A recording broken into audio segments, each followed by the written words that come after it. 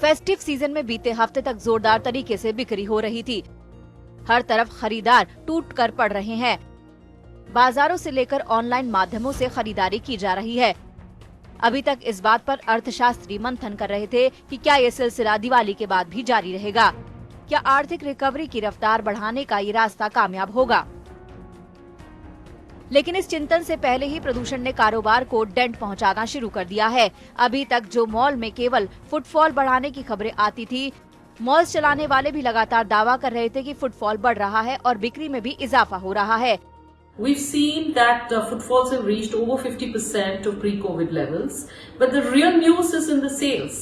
Sales has grown, and the growth month on month in sales has been over 35% if you compare September to October.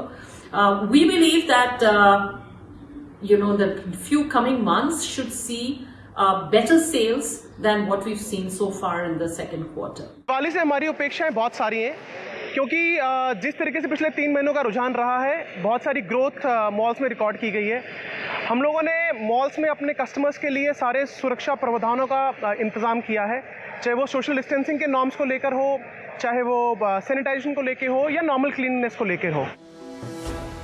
लेकिन लोगों की इस बढ़ती आवाजाही को प्रदूषण की नजर लग गई। इसके चलते मॉल्स, रेस्टोरेंट, शॉपिंग सेंटर्स पर लोगों का फुटफॉल इस हफ्ते 25 से 30% घटा है। इसके चलते शॉपिंग और डाइन आउट के लिहाज से देश के टॉप 4 सेंटर्स में शुमार दिल्ली एनसीआर में बिक्री कम होने की आशंका है।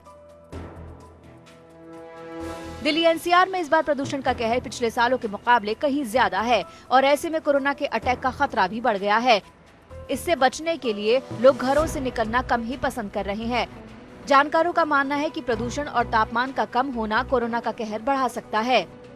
Pollutants stay at ground level for a longer period of time, and the virus can also survive for much longer period, and therefore because of all of this can spread to other people. Also, air pollution itself causes inflammation in the lungs. It causes inflammation in blood vessels, and this has been documented in large number of studies. So it already causes changes in the lungs, and we know COVID-19 also affects the lungs and it also affects the blood vessels. So it causes a combination of air pollution and COVID can cause more severe disease. Do we have evidence for this? Yes. इस मामले में corona के मरीजों के आंकड़ों से रोजाना 2-4 होने वाले टेस्टिंग लैब्स की राय जानना भी जरूरी है कि उन्होंने लोगों की आवाजाही और पॉजिटिव टेस्ट के मामलों में इस हफ्ते में क्या बदलाव देखे हैं। अचानक पोल्यूशन बढ़ने के साथ ही लोगों में चेस्ट कंजेशन की शिकायत ज़्यादा आने पर पेशेंट्स कोरोना टेस्टिंग के अलावा चेस्ट स्कैन के लिए भी आने लगे हैं। अब ज़्यादा cases chest congestion, respiratory infection आदि के आ रहे हैं। कोरोना के साथ साथ बाकी सामान्य बीमारियों के लिए लोग अभी टेस्टिंग अवॉइड कर रहे हैं। पोल्यूशन और दिवाली तक हम इस ट्रेंड को समझ सकते हैं कि हमारे कोरोना और चेस्ट संक्रमण के मरीज बढ़ गए हैं और दूसरे पेशेंट्स में कुछ कमी देखने को मिल रही है।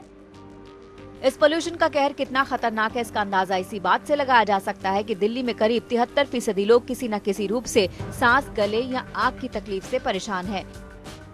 ऐसे में सरकार को इस पराली के परमानेंट सोल्यूशन के साथ सामने आना होगा, वरना लोगों की सेहत और अर्थव्यवस्था से खिलवाड़ ऐसे ही जारी रहेगा।